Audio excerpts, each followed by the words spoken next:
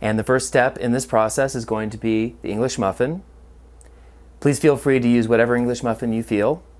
Today we're using a classical sourdough English muffin, though you can substitute it for wheat or rye English muffins.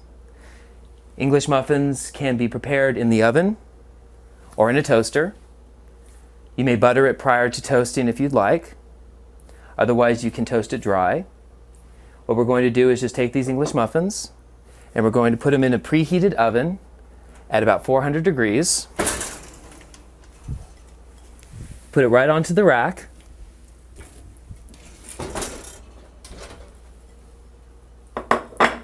The toasting process should only take about a minute or two. And when done, you can always keep it warm by wrapping it in foil. English muffins have a high water content, so they're fine to be wrapped. And that's about it for that step.